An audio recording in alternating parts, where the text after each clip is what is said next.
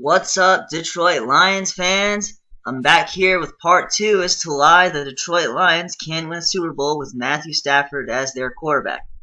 In the last video, I talked about how Stafford makes players around him better. I felt this would be a perfect follow-up. In this video, I'll be talking about how Stafford doesn't need the best of supporting casts to produce, which in my opinion is an extremely underrated thing about him. Now, I see people like Mike Maloney and Rob Parker constantly say how Stafford's not that good and blah blah blah. Now he's had all this talent around him and still couldn't win. This video will be talking about that talent that he's had around him and how he's still managed to produce. But in this video we're going to be talking specifically about the 2011, 2016, 2017 seasons. And then we'll be closing off with what went so horribly wrong in 2018. Here's Stafford's stats from the 2011 season. As you can see, in 2011, Stafford had 421 completions on 663 pass attempts. He had 5,038 yards, 41 passing touchdowns, and 16 interceptions. Take a look at who he had to work with.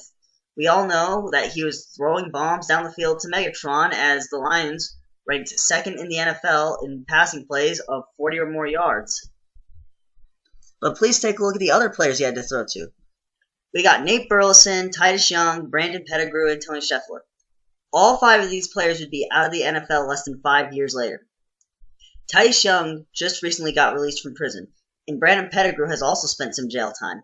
Tony Scheffler was released in 2013 and retired in the 2014 offseason.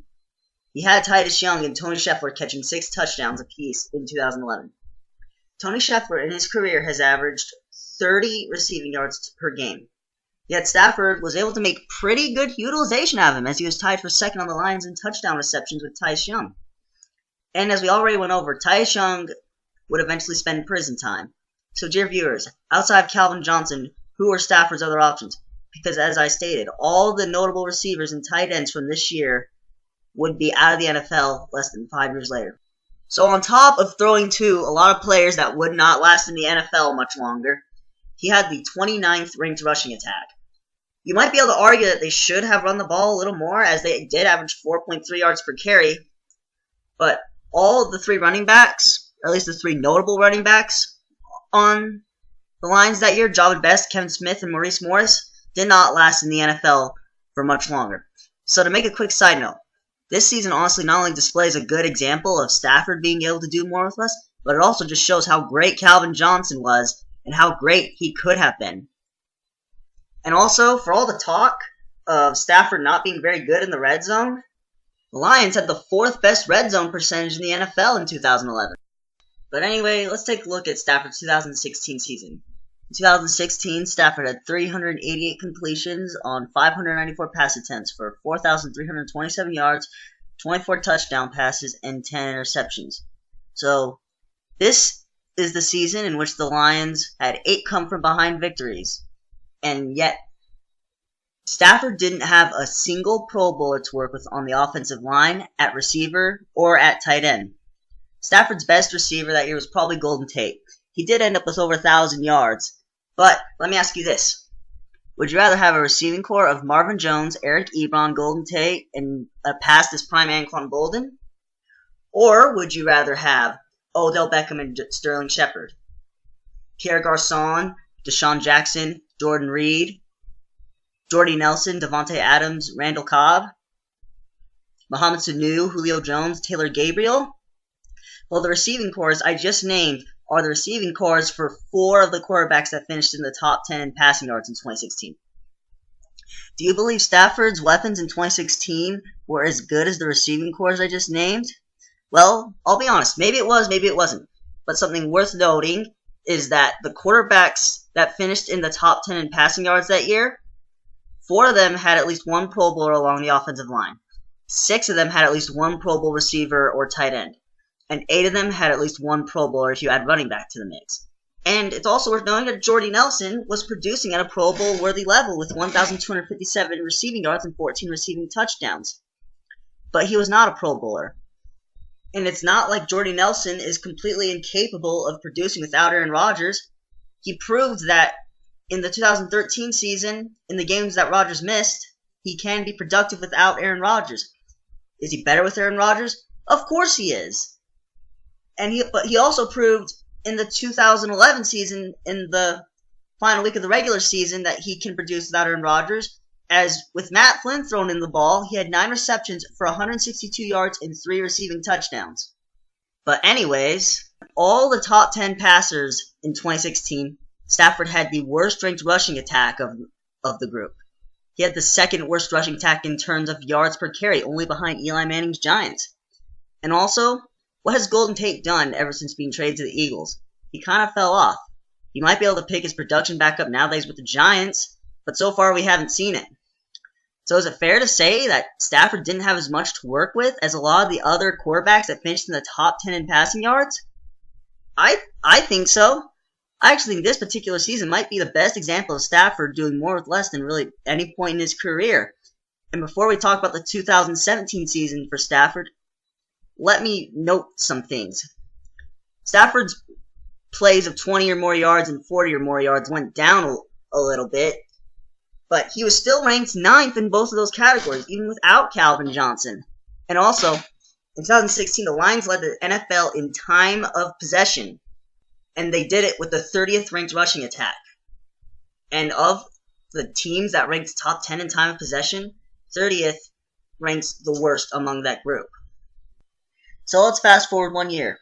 In 2017, Stafford was 331 out of 565 for 4,446 passing yards, 29 touchdowns, and 10 interceptions.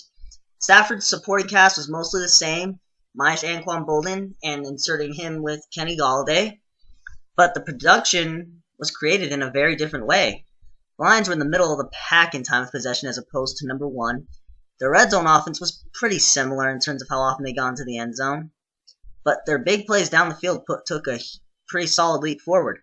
They ranked 9th in plays of 20 or more yards and 40 or more yards in 2016, but they jumped into the top 5 in both of those categories in 2017. And Stafford did this without a Pro Bowl receiver or Pro Bowl tight end. And he did it with a 32nd ranked rushing attack. The rushing attack was bad in 2016, and it was even worse in 2017. It's pretty good stuff. So he did have TJ Lang along the offensive line as his lone Pro Bowler. But outside of that, I don't know if you can argue that he had as much to work with as a pretty good chunk of the quarterbacks that finished in the top 10 in passing yards that year.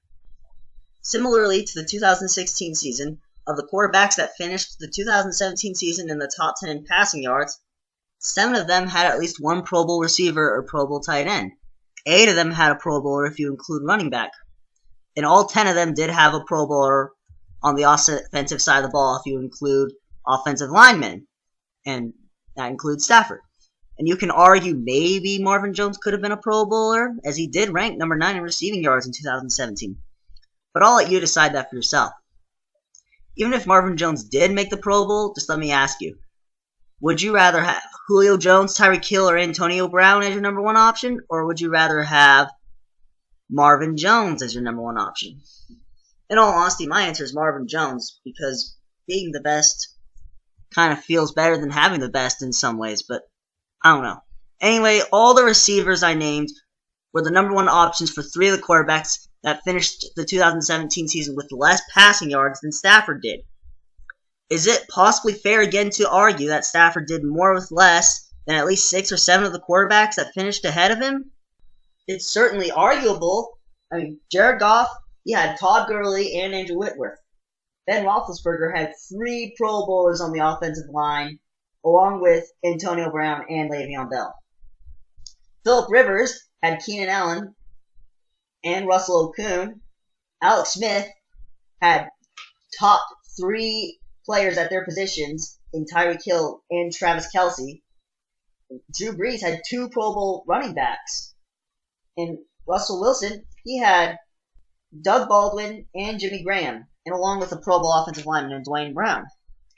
So, that's up to you to decide if Stafford did good in 2017. But compared to the other supporting cats I just named, you can make a solid argument that he really does do more with less than he's given credit for. So what went wrong in 2018? We've seen that Stafford is absolutely capable of doing more with less, but what happened? Well, here's Stafford's stats before and after the Golden Tate trade.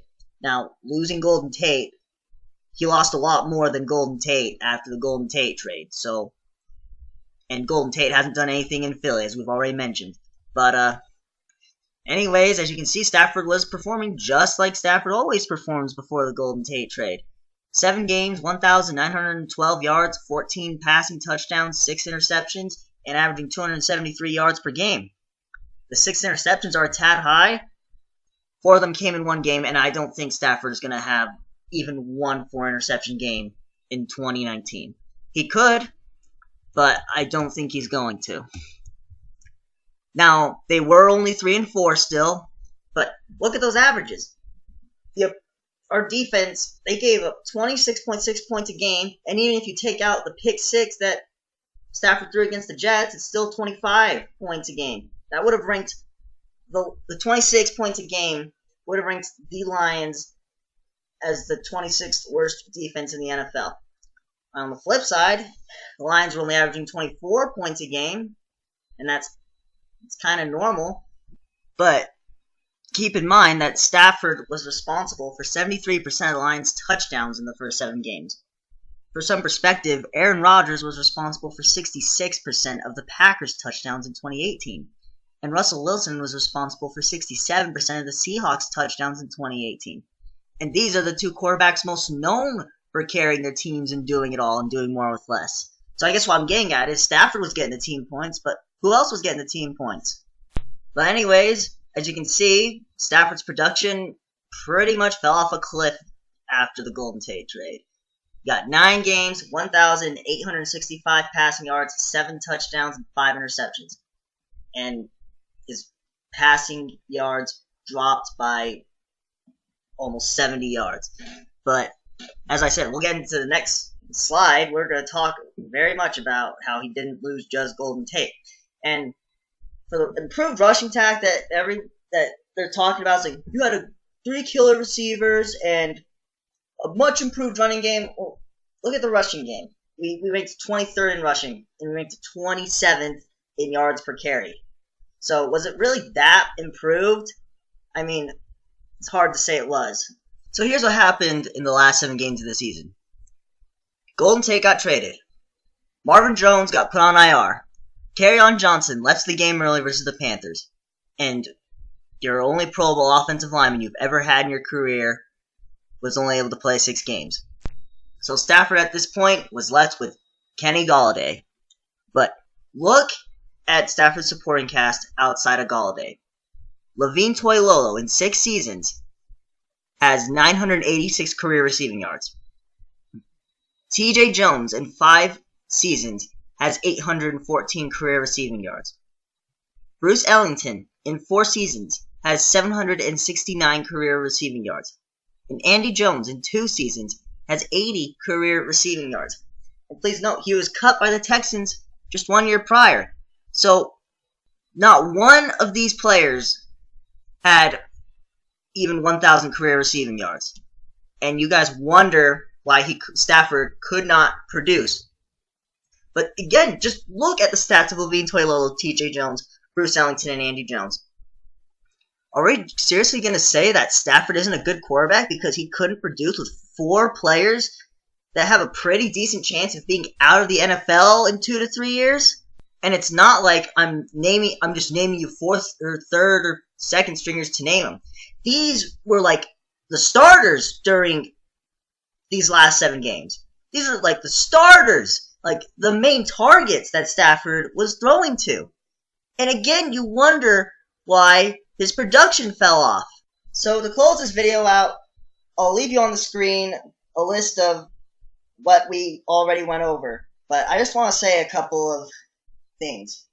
I don't think we only finished 6-10, but I don't think it was as bad as it looks. And here's why. Like, let's just take Marvin Jones. Not Kerryon Johnson, not Golden Tate. Marvin Jones. If we had Marvin Jones, there's a very good chance we would have at least beaten the Bills. There's a very good chance we would have at least beaten the Bears the second time around. And even the Rams game. That game was that close for that long. Maybe Marvin Jones could have gotten us that extra play or that extra touchdown that we needed. So, I mean, even if we did only go 9-7, or even if we just finished 8-8, I feel that Matt Patricia's 8-8 season would have been much more impressive than any of Jim Caldwell's 9-7 seasons. We would have had much more quality wins. Will Stafford rebound in 2019? I think he will, because of the reasons I already said. He doesn't need that much. He just needs a competent receiving core. That's all he needs. He doesn't need Calvin Johnson. He doesn't need Le'Veon Bell. He doesn't need Cooper Kupp even. He just needs a competent receiving core. Like, I don't know if he's going to rebound, but I think he will, especially after finding out all this information and how Stafford stacks up with some of the best of them, even without as good of a supporting cast. But anyways, thank you all for watching. I hope you all enjoyed the video. Stay tuned for part 3. In part 3, I'll be breaking down more in depth about Stafford's supporting cast compared to others. I did that a little in this video, but I'm going to do it even in a more in-depth way in the next one. So again, thank you all for watching. I hope you enjoy.